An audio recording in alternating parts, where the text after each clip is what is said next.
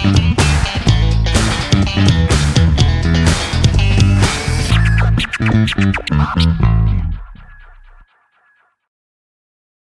Everyone, welcome to cricket next. मैं हूं आपके साथ अनिमेश नाथ।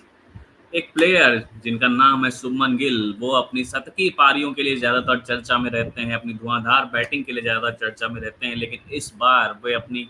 कुछ ऐसे डिसीजंस को लेकर चर्चा में है जिनको लेकर उनको काफ़ी बैकलैश झेलना पड़ रहा है।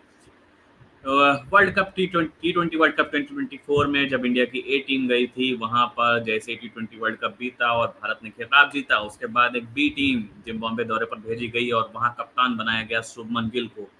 शुभमन गिल इस 5 टी20 की सीरीज के लिए कप्तान बनाए गए थे, लेकिन इस दौरान उन्होंने कुछ ऐसे डिसीजंस लिए जिसके कारण उनको भारी आलोचना का सामना करना पड़ रहा है। सबसे बड़ी आलोचना जो उनकी हो रही है वो है कि इस दौरे पर वो स्कोर करने में ज़रूर कुछ टी20 इसमें कामयाब रहे, लेकिन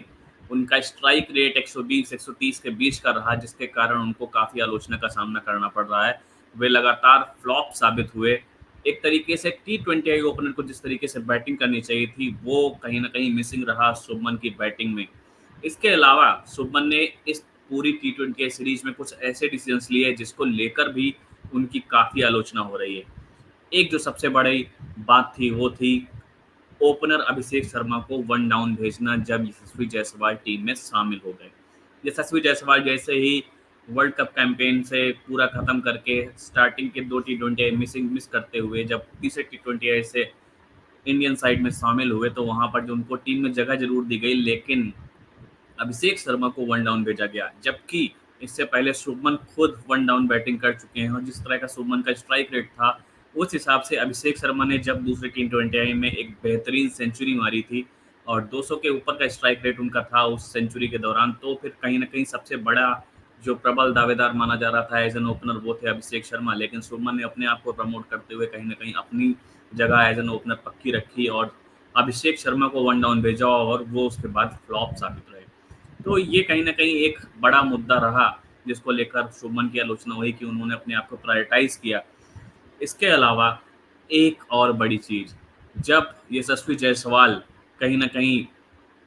खेल रहे थे, उस दौरान भी यहाँ पे एक बड़ी चीज़ हुई कि उनकी सेंचुरी मिस हुई थी लास्ट टी20 में इंडिया और जिम्बाब्वे के बीच जो 5वां टी20 खेला गया, वहाँ पर कुछ ही रनों से यशस्वी जायसवाल ने अपनी सेंचुरी मिस की और 16वें ओवर की सिर्फ 3 गेंदें फेंकी गई थी और बहुत ज़्यादा भारत के पास बहुत सारी स्पेस बाकी था। वो यहाँ पर कहीं न कहीं यशस्वी जायसवाल अपनी सेंचुरी पूरी कर सकते थे। 58 रनों की पारी वहाँ पर शुभमन गिल ने भी खेली थी, लेकिन शुभमन ने कहीं न कहीं जीत को प्रायोरिटाइज़ किया। लेकिन कहते हैं ना कि एक सेल्फलेस कैप्टन होना चाहिए, सेल्फलेस कैप्टन होना चाहिए, जबकि यहाँ पर शुभमन पर सेल्फिश होने का आरोप लगा और उन्होंने यशस्वी जायसवाल की सेंचुरी अगर पूरा करने के लिए वो कोशिश करते, क्योंकि 10 विकेट आपके हाथ में थे, बहुत आसानी से वो यशस्वी जायसवाल अपनी सेंचुरी पूरी कर सकते थे, लेकिन शुभमन ने इस किसी भी तरीके का ऐसा कोऑर्डिनेशन नहीं दिखाया कि यशस्वी अपनी सेंचुरी पूरी करें और उन्होंने 58 रनों की एक धीमी पारी वहाँ पर खेली, जिसकी इंडिया को ज़रूरत तो थी, लेकिन वहाँ पर यशस्वी की सेंचुरी भी पूरी की जा सकती थी। तो ये कुछ चीज़ें थी जिसको लेकर कहीं न कहीं शुभमन को आलोचना का सामना करना पड़ रहा है। इसके अलावा ऋतुराज गायकवाड़ को भी नीचे भेजना कहीं न कहीं उनकी आलोचना के एक बड़े पॉइंट्स में से एक है। ऋतुराज भी अच्छी फॉर्म में दिख रहे थे, उन्होंने 77 रन की एक पारी खेली थी। इसके बाद जब उनको वन डाउन भेजा जाने लगा या टू डाउन भेजा जाने लगा, तो उनकी कहीं न कहीं परफॉर्मेंस में वो गिरावट देखने को मिली और कहीं न कहीं उनका स्पेस भी नहीं बन पाया टीम में। तो ये एक बड़ा पॉइंट था जिसको लेकर शुभमन को बैकलैश झेलना पड़ रहा है। इसके अलावा दिग्गज स्पिनर अमित मिश्रा ने भी शुभमन गिल की काफ़ी आलोचना की है। अभी हाल ही में एक यूट्यूब पॉडकास्ट में बात करते हुए अमित मिश्रा ने बोला, मैं शुभमन को कैप्टन नहीं बनाऊंगा क्योंकि मैंने उसे आईपीएल में देखा है। और उन्होंने कहा कि उसे नहीं पता कि कैप्टनसी कैसे करना है, उसके पास कैप्टनसी का आइडिया ही नहीं है। उन्होंने साफ तौर पर के कह दिया कि वो शुभमन गिल को एक कप्तानी मटेरियल नहीं मानते हैं और शुभमन के पास कैप्टनसी का कोई आइडिया नहीं है और फील्ड पर लिए गए फैसले कहीं ना कहीं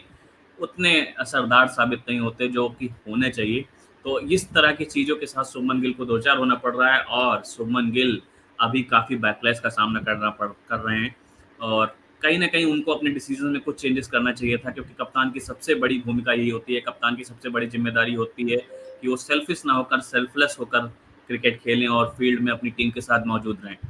तो ख़ैर इसी तरह की और भी अपडेट्स के साथ हम आगे भी आपके साथ जुड़े रहेंगे, तब तक आप देखते रहिए क्रिकेट नेक्स्ट। बहुत-बहुत धन्यवाद।